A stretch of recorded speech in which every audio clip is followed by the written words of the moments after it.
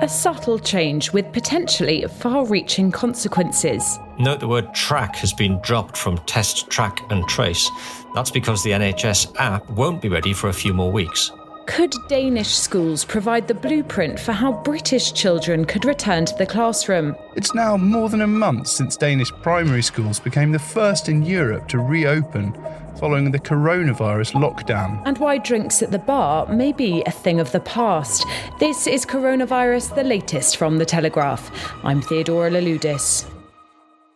The UK will have a world-beating test and trace system in place by the 1st of June, but not necessarily a tracing app. That's the pledge of Prime Minister Boris Johnson, who insisted the government was making fast progress and announced it was increasing its recruitment target for human tracers. We've recruited 24,000 trackers, and by the 1st of June, we will have 25,000. They will be capable of tracking the contacts of 10,000 new cases a day. And to understand the importance of that statistic, I should just remind him that today the new cases stand at 2,400. The announcement came as Sir Keir Starmer claimed the decision to abandon the original contact tracing scheme nearly 10 weeks ago had left a huge hole in our defences. But in a major boost for the government, the UK appears to be rapidly approaching its target of having capacity for 200,000 tests a day. The latest figures for the 24 hours to Wednesday morning show that over 170,000 tests were provided. The target of having a testing and tracing system in place by June the 1st coincides with the day the UK could see its next relaxation of lockdown rules if the rate of infection, the R value, doesn't rise above 1. Gordon Rayner is The Telegraph's political editor. He says the date's particularly important, as it could be when children start returning to the classroom. Boris Johnson has insisted the test and trace system will be up and running by June the 1st, which also happens to be the date the government wants schools to go back. Teaching unions have said they want contact tracing to be in place before they will consider allowing their staff to return. So this now feels like a deadline the Prime Minister really must meet. But note the word track has been dropped from test, track and trace. That's because the NHS app, which tracks people and tells them if they've come close to someone with the virus, won't be ready for a few more weeks. The government has already recruited 24,000 human tracers whose job it will be to speak to people who test positive, find out who they've come into contact with, and speak to those people to tell them to self-isolate for 7 days. The problem for the government is that they will have to rely pretty heavily on people's memories. Unlike South Korea, where contact tracing has kept deaths below 300, the government does not have access to facial recognition CCTV software or real-time debit card data to work out where people have been. A government minister's admitted the country's likely heading for a two-tier restart in the opening of schools. Justice Secretary Robert Buckland said the opening was unlikely to be uniform, with at least 24 councils now refusing to open schools on the dates set by Boris Johnson. But around the world, school gates are reopening, and where there were once excited shouts as children arrive for a new day, there are now instructions to keep your distance and regularly wash your hands. Denmark pioneered the start of the European return to school on the 4th of May by keeping its primary school children in small groups and with as little contact with others as possible. And Education Secretary Gavin Williamson praised the Danish model as he pushed forward with plans to reopen British schools in June. Richard Orange went to visit a school in Copenhagen to see how they were managing their new normal. Du har taget sprit, og hvad skal han så? Jeg prøver at se første klasse, det er derovre ved Søren. Teacher Irene Nielsen greets her pupils wielding a bottle of alcohol gel. She gives each one a squirt into their right palm before they can enter the building. It's now more than a month since Danish primary schools became the first in Europe to reopen following the coronavirus lockdown. According to Nielsen, the process has gone surprisingly smoothly. You know what? It is actually very easy because the kids they get so used to it. So just me standing here, they see me and they know what to do. The routine have gone really quickly. We get into it. Yeah. Mm-hmm. There's not much sign of regimented queues or pupils spaced far apart. And Nielsen doesn't appear to pay much attention to how close two boys are playing football. But there are precautions in place. Head teacher Søren Friis takes me through them, starting with the alcohol gel dispensers mounted outside the schoolyard. So the children are divided into groups. Then we can go up here. But then we have made some one-way signs. This class is further than 8th grade.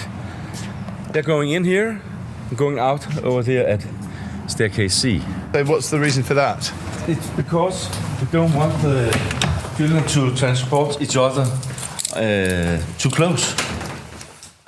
The number of coronavirus cases continues to fall in Denmark.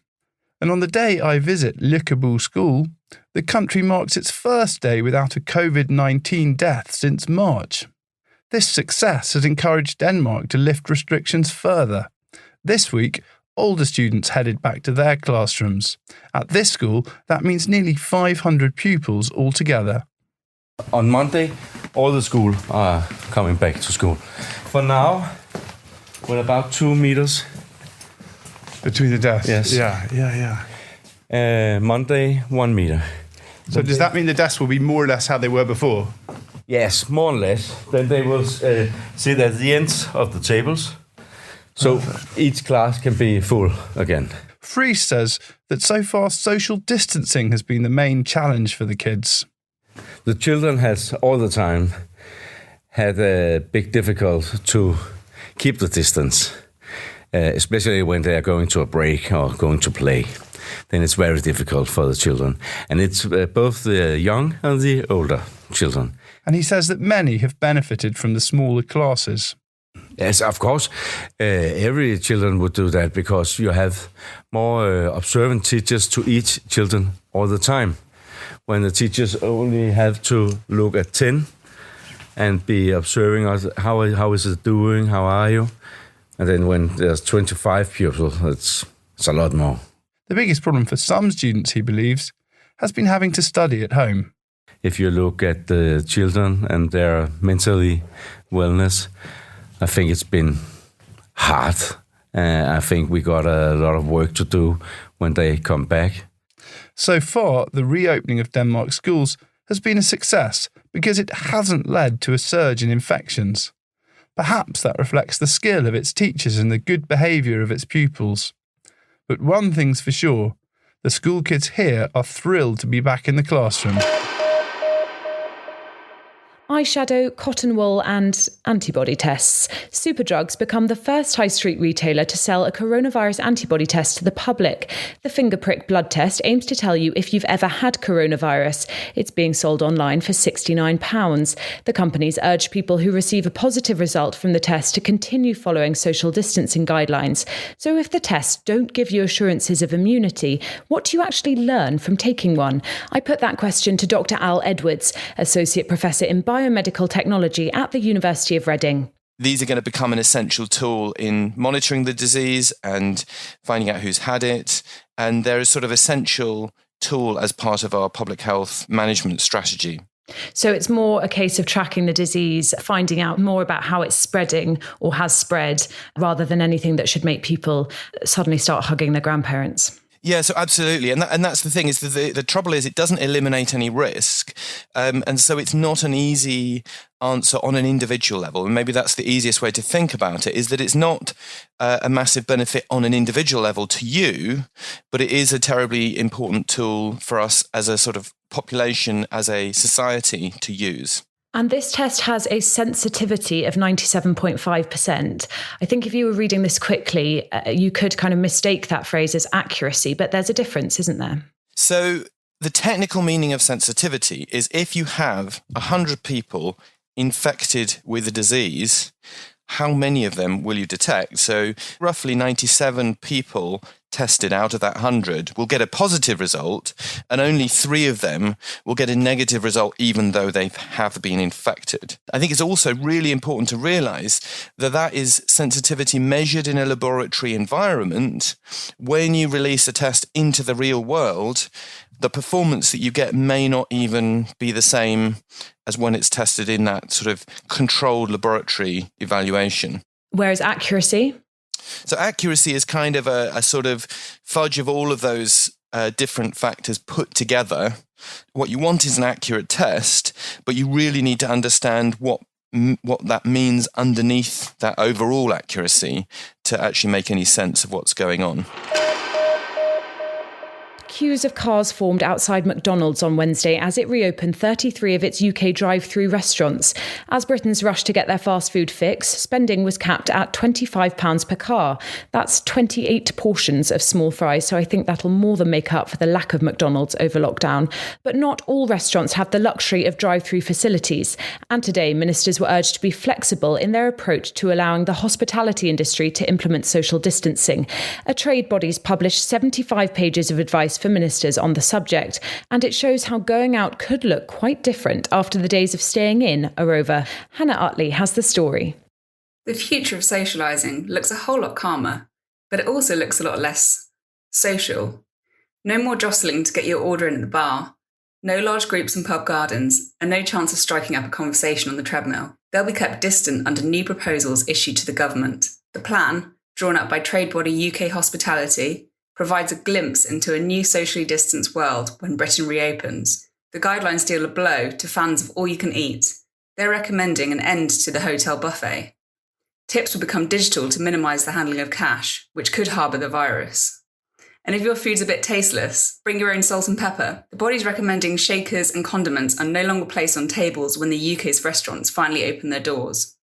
And roller coasters could become a more solitary experience. UK Hospitality is advising leaving the middle seat free if riders come from different groups. Firms have been told they could reopen as early as July the 4th if they're able to do so safely. But the sector's been among the worst hit by the pandemic, with around a third of businesses predicting they'll never reopen some sites. For that reason, UK Hospitality is urging the government to grant the sector a rent-free holiday until the end of the year, and says the VAT rate should be cut to help incentivise visits to tourist destinations. And for those that do reopen, it certainly won't be business as usual. This is Coronavirus, the latest from the Telegraph. I'm Theodora Louloudis, and I'll have your next update on Thursday evening. A bit of a different episode on Friday. I'll be recording a special edition of the podcast in which I'll be pulling back the curtain on how we cover the crisis which none of us foresaw, alongside my colleagues, global health security correspondent Anne Gulland and data journalist Dominic Gilbert. We know more than anyone that the news can contain conflicting information, which is sometimes overwhelming and often confusing, and we want to provide you with some insight into our decision-making process, especially with regards to how those facts and figures make it onto the page. But to do that, we need your questions. Maybe you'd like to know what the biggest challenge is, or one I get asked often is why journalists focus on the deaths rather than the recoveries, or simply what it's like producing an entire newspaper from your kitchen table. That's obviously not a one-person job. You can submit them via a link which I'll put in the show notes to this episode.